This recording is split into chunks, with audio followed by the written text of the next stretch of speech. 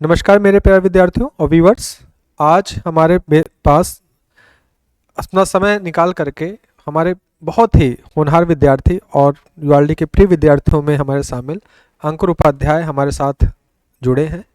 और मैं पहले इनका सबसे पहले परिचय करा देता हूं। इनका नाम अंकुर उपाध्याय है और इन्होंने 2 बार यूपीपीसीएस मेंस लिखा है और लेखपाल में इनका चयन हो चुका है और वर्तमान में केवीएस में कानपुर में ये बच्चों को पढ़ा रहे हैं, केवीएस में भी चयनित हैं। तो कह सकते हैं कि एक होनहार विद्यार्थी हैं और निश्चित है कि ईश्वर से प्रार्थना करता हूँ कि ये यहाँ पर ना रुकें और धीरे धीरे और आगे बढ़ते जाएं, जो भी इनका सपना हो वो पूरा हो। और हमारा पूरा यूआरडी परिवार ये इनको एक आशीष देता है और ये विश्वास रखता है कि ये बहुत ऊंचाइयों तक पहुँचेंगे।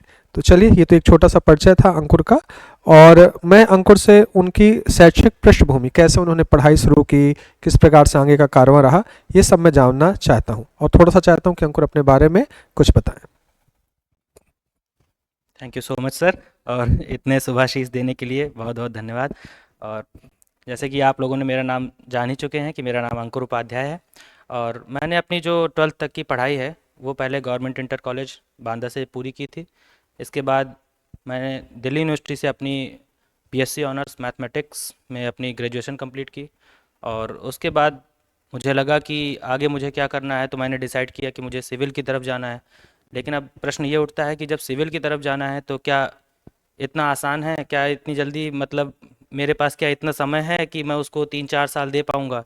तो मैंने सोचा चलिए सिविल की तरफ तो जाना ही है, लेकिन उसके साथ मेरे पास कुछ बैकअप भी होना चाहिए। तो उसके लिए फिर मैंने डिसाइड किया कि मैं डीएलएड करूँगा बांदा से, तो बांदा डाइट से मैंने डीएलएड किया। और जब सिविल की तरफ जाना था तो ये था कि एक मुझे गाइडेंस चाहिए, कोई कोचिंग इंस्टीट्यूट हो। तो बांदा में जब यहाँ पे बात आती है तो यूआरडी के अलावा कोई ऑप्शन ही नहीं बचता है। तो मैंने सीधे फिर यूआरडी एकेडमी ज्वाइन की, क्योंकि मुझे सिविल की तरफ जाना था। और बाकी सर ने बता ही दिया कि मैं अभी किन किन पोस्ट पे मेरा सिलेक्शन हुआ था। लेखपाल के लिए मैंने एग्ज़ाम क्रैक किया और उसके बाद फिर केवीएस में भी सिलेक्शन हुआ। यूपीपीसीएस का भी 2 बार मेंस लिखा है और आगे अभी प्रयास जारी है। अंकुर, सबसे पहले एक मैं जानना चाहूँगा कि किसी भी विद्यार्थी के पीछे सबसे बड़ा उसका हाथ जो होता है ना, परिवार का माना जाता है। क्योंकि कहते हैं माता पिता ही पहली सीढ़ी होती है जो बच्चों को सब कुछ सिखाती है। तो मैं चाहता हूँ कि आप अपने पारिवारिक पृष्ठभूमि के बारे में कुछ बताएं और जो आपके माता पिता ने आपके साथ सहयोग किया और वो आप बांदा में क्या देखते हैं, क्या यहाँ के भावकों को क्या कहना चाहते हैं और साथ में विद्यार्थियों के लिए आपका क्या कहना है। मैं चाहता हूँ आप बिल्कुल बोलिए, जैसा भी आपको लगता हो, क्योंकि हमारा क्षेत्र बहुत पिछड़ा है और इसे पिछड़ेपन में मुझे ऐसा कई बार लगता है 10 सालों से कि कहीं ना कहीं माता पिता भी जिम्मेदार होते हैं और बच्चा भी जिम्मेदार है और गुरु भी कहीं ना कहीं उस सत्ता के जिम्मेदार, हम मानते तीनों जिम्मेदार हैं। तो आपकी कुछ राय हो जहाँ पर हम लोग सही कर सकें अपने आप को, और पारिवारिक पृष्ठभूमि से उठाते हुए आप हमको कुछ अपने बारे में बताइए। आ, मेरे परिवार में सर, मेरे पिताजी गवर्नमेंट एम्प्लॉय हैं, फार्मासिस्ट के पद पे हैं, खपटिया कला में पोस्टेड हैं। और मेरी माताजी होम मेकर हैं। और इसके अलावा मेरा एक छोटा भाई और 2 बड़ी बहनें हैं। परिवार का सर सपोर्ट मेरे साथ बहुत ज़्यादा रहा कि मतलब उन्होंने मुझ पर जो भरोसा जताया है वो, मतलब मैं कह सकता हूँ कि शायद ही कोई परिवार इतना ज़्यादा भरोसा अपने बच्चों पर दिखाएगा कि हर एक बात के लिए कभी भी हो सकता है कि आप जब भी तैयारी करेंगे तो कई सारे एग्ज़ाम ऐसे आएंगे जिनमें आप फेल भी होंगे। और आपको अपनी काबिलियत पे शक होना शुरू हो जाएगा कि क्या हम कुछ करने लायक हैं भी या नहीं। लेकिन उस समय जो भरोसा चाहिए होता है एक व्यक्ति को, एक विद्यार्थी को, वो परिवार ने सर मुझ पे दिखाया। और किसी भी चीज़ की कभी कमी नहीं रहने दी और हमेशा सारी मेरी ज़रूरतें पूरी की कि कोई भी ज़रूरत हो, अपनी जो इच्छाएं होंगी उनको शायद सीमित किया होगा और मेरी ज़रूरतों को पूरा किया। इस तरह से सर उन्होंने सहयोग किया। मतलब परिवार के सपोर्ट के लिए तो कुछ भी कम बोले तो वो बहुत कम हो जाएगा। और विद्यार्थियों के लिए और अभिभावकों के लिए मेरे पास सर यही है कि अपने बच्चों पे भरोसा दिखाएं और उनको ज़बरदस्ती का तनाव मत दें। वैसे वो खुद एक स्ट्रगल कर रहे हैं लगातार कि इतने सारे एग्ज़ाम्स हैं और उसमें पोस्ट भी बहुत कम रहती हैं और कंपटीशन भी बहुत ज़्यादा है। तो अपने बच्चों पर भरोसा दिखाएं और उसमें कुछ समय तक उनको करने दें, उनको तैयारी करने दें। और मेरे लिए तो मैं कहूँगा कि सर यही, अगर आप भरोसा दिखाएंगे अपने बच्चों पर तो वो कुछ ना कुछ ज़रूर करके दिखाएंगे। जी सर। और कहते हैं कि किसी भी संस्थान का एक महत्वपूर्ण योगदान होता है तो आपने हमारी संस्था को चुना, यूआरडी को चुना, और काफ़ी लंबे समय तक आप लोगों ने यहाँ तैयारी की, कोर्स होने के बाद क्लब भी ज्वाइन किए। तो यूआरडी की क्या भूमिका रही और यूआरडी से आपने क्या सीखा, और फिर इसके बाद आपने क्लब चलाया यहाँ पर, तो क्लब की सुविधा भी है यहाँ पर। तो पहले यूआरडी की भूमिका और फिर क्लब की क्या भूमिका होती है उसके बारे में कुछ बताएं तो ज़्यादा बेहतर होगा, और समय भी लगा ये तो हमने भी देखा। तो कुछ बताइए। मुझको सर आज भी अपनी डेट ऑफ ज्वाइनिंग याद है यूआरडी की, 7 अगस्त 2019। उस दिन आपका बर्थडे भी था। मैं शाम के बैच में आया था, तो 7 अगस्त को मैंने यूआरडी ज्वाइन की थी, और उससे लगातार मैं जुड़ा रहा 2023 तक। जब तक केवीएस में ज्वाइनिंग नहीं कर ली है तब तक मैं यूआरडी में रेगुलर स्टूडेंट रहा हूँ। चाहे जैसा भी हो, मेरा कोर्स कंप्लीट हो गया उसके बाद भी मैं क्लब में भी आता रहा। तो रेगुलर यूआरडी में मैं मतलब उपलब्ध रहा हूँ हर समय। और यूआरडी ने मेरा बहुत सहयोग किया है, ऐसे सहयोग किया है कि किसी भी समय मतलब किसी भी काम की ज़रूरत है मुझको, पढ़ाई से रिलेटेड कोई भी अगर मुझे ज़रूरत है तो यूआरडी ने उपलब्ध कराया। जैसे मैं हर बार, कई बार मैं बोल चुका हूँ और बच्चों से भी, अपने जो भी स्टूडेंट्स हैं सबसे बताता हूँ कि जब केवीएस के इंटरव्यू की बात आई थी, तो हर एक कोचिंग इंस्टीट्यूट सर, मुझे नहीं लगता कोई ऐसा होगा जिसने पूरा अपना हॉल जो है खाली कर दिया हो और उसने बोल दिया हो कि नहीं, हम लोग 5-6 लोगों का ग्रुप था, तो डेमो के लिए हम लोग प्रैक्टिस करते थे, तो उन्होंने पूरा टाइम दे दिया। हम लोग यहाँ पे आ रहे हैं 10 बजे और हम लोग जा रहे हैं यहाँ से 3-3 बजे तक, 4-4 5-5 घंटे के लिए पूरा हॉल खाली पड़ा है। और वो बोलते हैं कि आइए आप प्रैक्टिस करिए और आपको जैसे जो सुविधा चाहिए वैसे बताइए। उसके बाद जब बात आई कि डेमो हमारा देखेगा कौन, तो सर बैठते थे, फिर उन्होंने मैम को भी बुलाया। और इंग्लिश स्पीकिंग की बात आई कि इंग्लिश स्पीकिंग सर हम लोगों की थोड़ा सा सुधर जाए, थोड़ा अच्छा कर ले जाए, तो इसके लिए सर ने एक और सर के टीचर्स थे उनको बुलाया, अमित सर को बुलाया। उन्होंने क्लासेस ली हमारी कई दिनों तक। उन्होंने समझाया कि इंग्लिश स्पीकिंग मतलब कोई बहुत बड़ा तूफान नहीं है, और उन्होंने जिस तरह से समझाया वो बहुत हम लोगों के लिए हेल्पफुल रहा।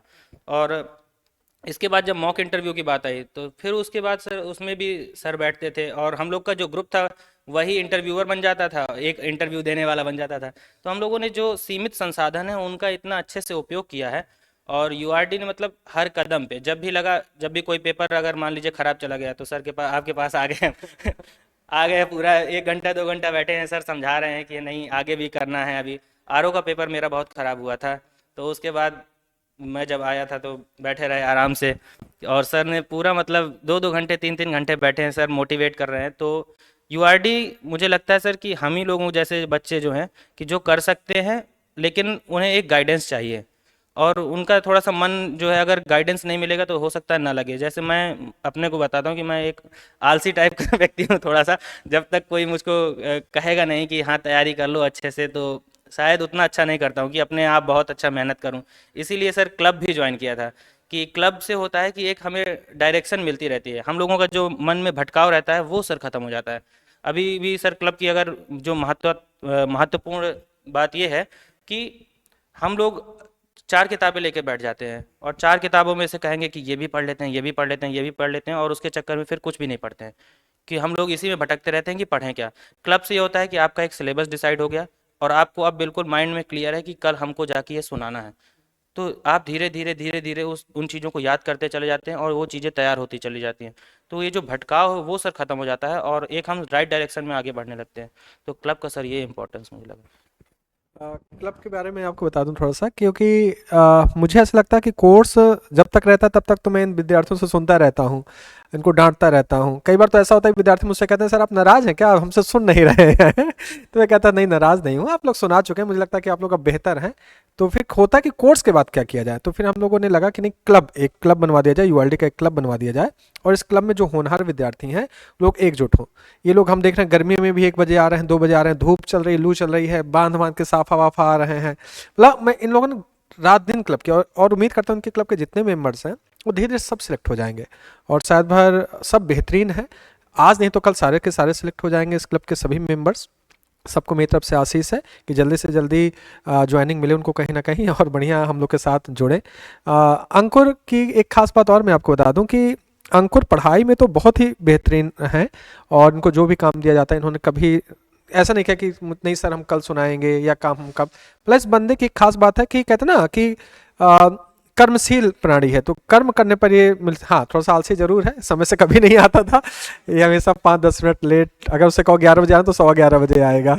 तो ये एक समस्या है इसकी, लेकिन हाँ ये तो चलता है, अगर आप 10 मिनट लेट हैं तो फिर 1 घंटा आगे मेहनत भी करते हैं। तो एक चीज़ निकल के आती है कि हम लोग एक वस्त्र वितरण कार्यक्रम करते हैं हर साल, जिसमें आपने देखा कि हमारी एक स्टूडेंट शिवानी चौरसिया जो सप्लाई इंस्पेक्टर है लोअर पीसीएस के थ्रू, उसका ज्वाइनिंग हुआ, मेरठ में है, और उसने भी सहयोग राशि दी। और फिर मैंने एक फ़ोन किया अंकुर को कि अंकुर यार वो वस्त्र वितरण और बच्चों को स्वेटर और कंबल बांटने हैं, तो कब तुमको आना है? तो कहता सर जी बिल्कुल, मैं 24-25 को मेरी छुट्टी हो जाएगी, मैं आ जाऊंगा। मैंने कहा यार सहयोग करना। कहते हैं सर ये तो हम लोग का कार्यक्रम है।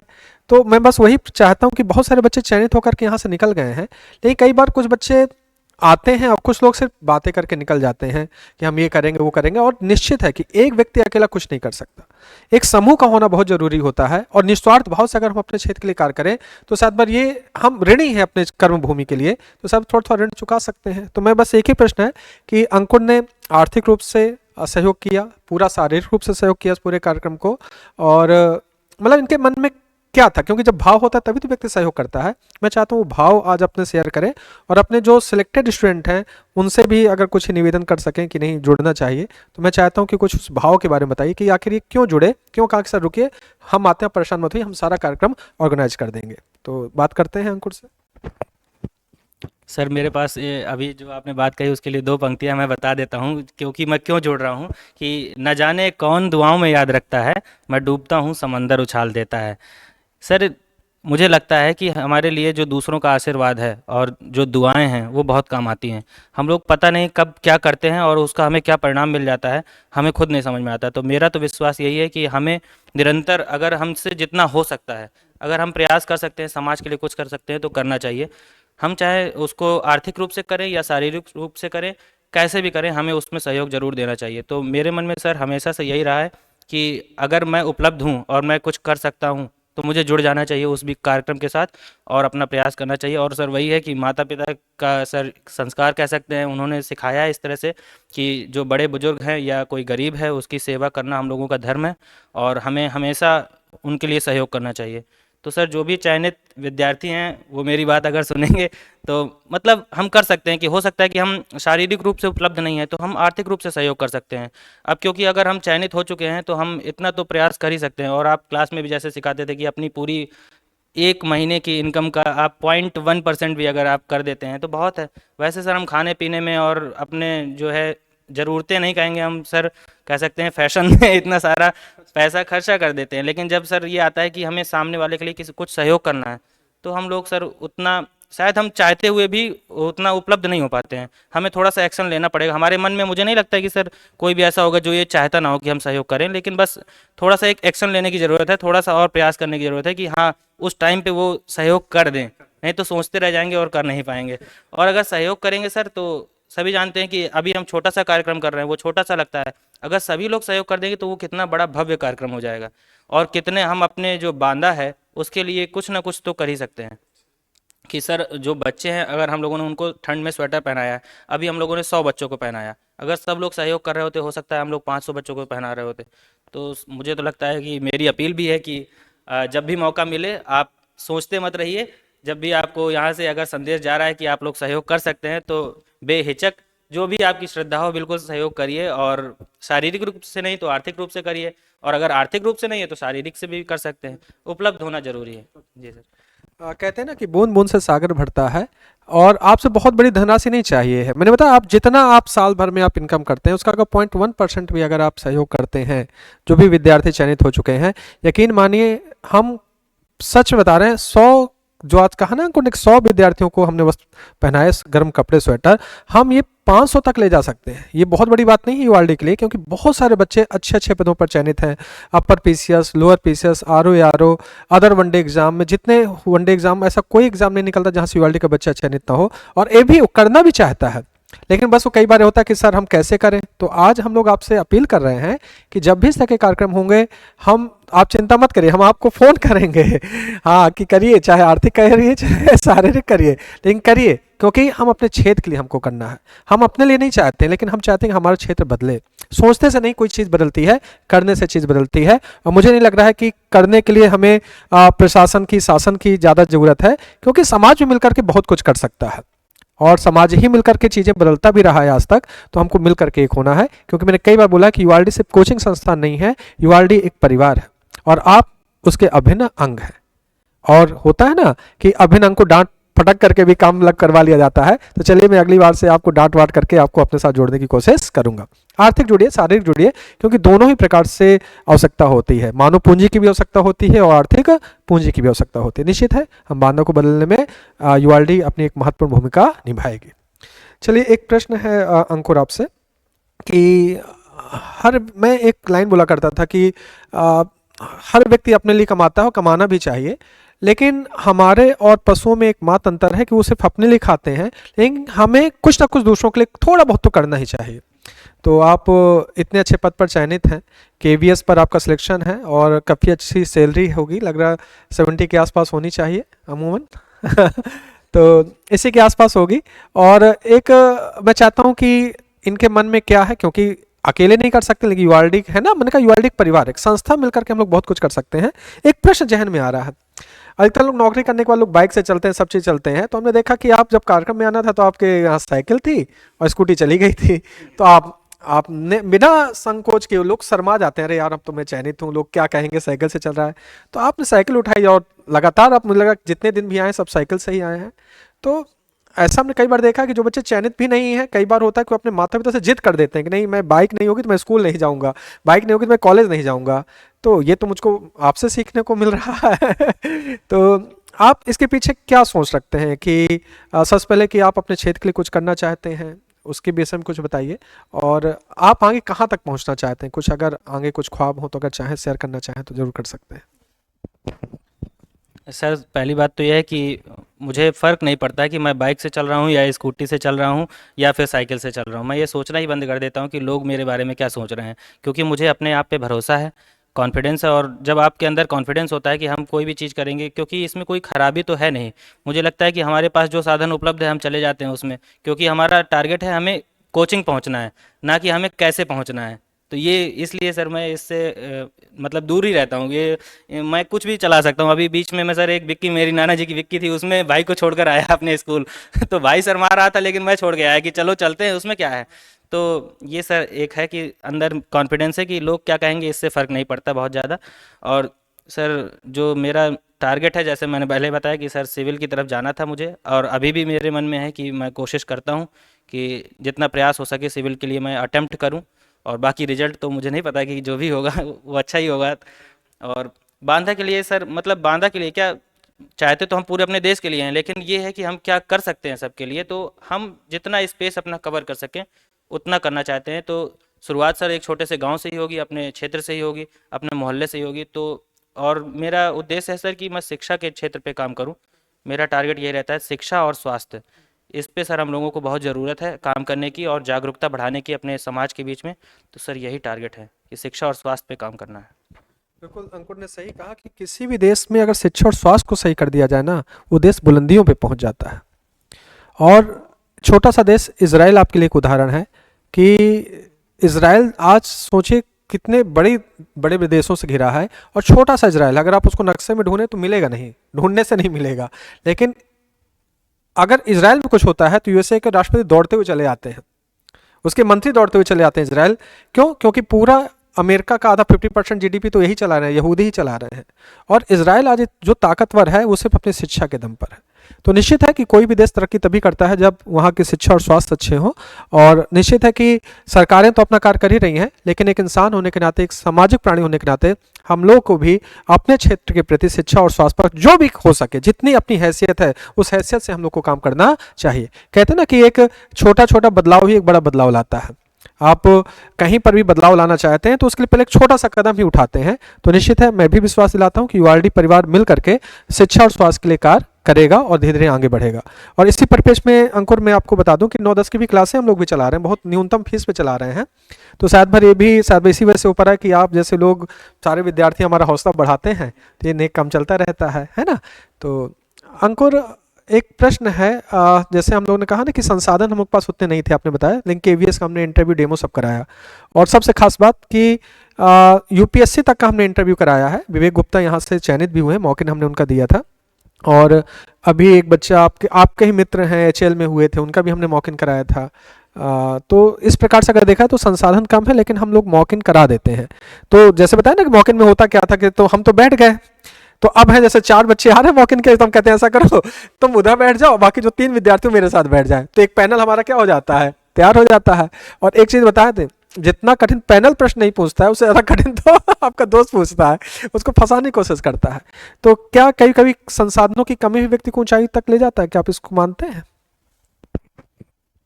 जी सर, मुझे लगता है कि हाँ, अगर संसाधन कम है तो लोग थोड़ा मेहनत ज़्यादा करने लगते हैं। उन्हें लगता है कि हमारे पास संसाधन कम है, हो सकता है कि सामने वाले के पास संसाधन ज़्यादा है तो हमसे बेटर ना हो जाए। तो इसके लिए ये जब दिमाग में आने लगता है तो लोग मेहनत ज़्यादा करने लगते हैं और कुछ नए तरीके अपने खुद इजाद करने लगते हैं कि हम कैसे जो कमी है इसको पूरा करें। तो मुझे लगता है कि वही जो व्यक्ति है जो मेहनत ज़्यादा कर रहा है वो बाद में आगे निकल जाता है।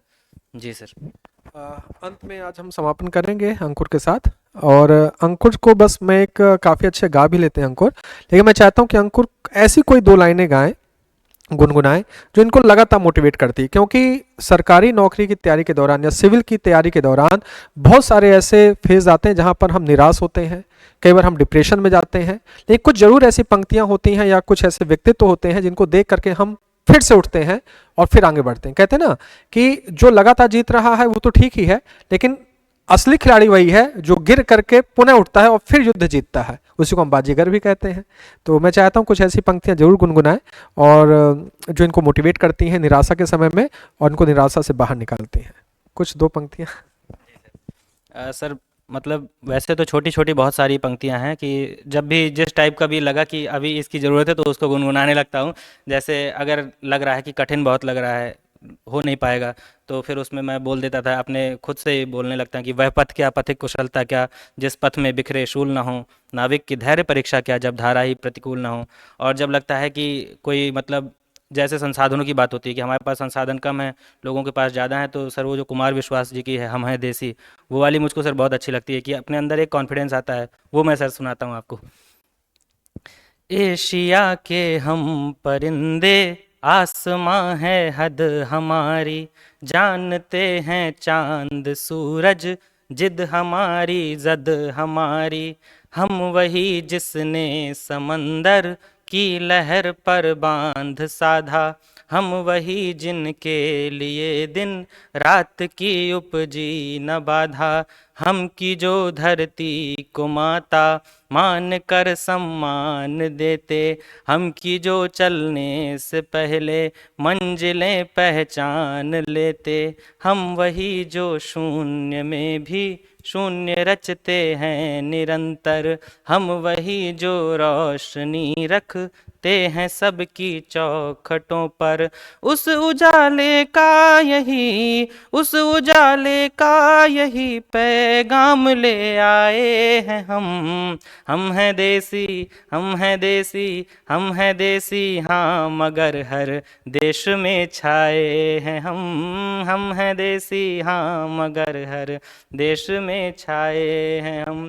तो सर ये जब पंक्तियां गुनगुनाता हूँ तो लगता है कि हाँ ठीक है, हम छोटे क्षेत्र से होंगे लेकिन हम हर जगह जाके अपने झंडे गाड़ेंगे, और सर इससे बहुत कॉन्फिडेंस आता है कि नहीं करना है सर उसमें, और बाहर जाके भी अपने लोगों को दिखाना है कि काबिलियत किसी भी क्षेत्र की मोहताज नहीं है, कि बड़े क्षेत्रों में ही काबिलियत पाई जाएगी। जी सर। देखिए मैं एक बात बता दूं अपने सारे व्यूवर्स को, सारे विद्यार्थियों को, कि मैं हमेशा एक लाइन कहता हूं कि अधिकतर व्यक्ति अपने हाथ का इस्तेमाल करता है, अपने पैर का इस्तेमाल करता है, अपने दिमाग का इस्तेमाल करता है, लेकिन अगर जिह्वा का इस्तेमाल करने लगे ना तो उसको निश्चित है कि वो दुनिया को फतेह कर लेगा। जैसे अंकुर जॉब कर रहे हैं, सब अच्छा है, लेकिन आज इनके पास एक हुनर है अपनी बात कहने का, अपनी बात को सही से प्रेजेंट करने का, तो महफिल अगर सजी हो ना तो सेंटर ऑफ अट्रैक्शन हो जाएंगे अंकुर। तो सारे विद्यार्थियों से एक निवेदन है कि आपको सामाजिक भी होना चाहिए, आपके कुछ पास एक एक्स्ट्रा टैलेंट भी होना चाहिए, क्योंकि टैलेंट तो सबके पास है, लेकिन एक एक्स्ट्रा टैलेंट आपको भीड़ से अलग बना देता है और आपको सेंटर ऑफ अट्रैक्शन बना देता है। तो इस उम्मीद के साथ आज हम अपने इस पूरे जो इंटरव्यू हमने लिया अंकुर का, यहीं पर समाप्त करते हैं, और निश्चित उम्मीद करते हैं कि इस इंटरव्यू से आपको बहुत कुछ सीखने को मिलेगा।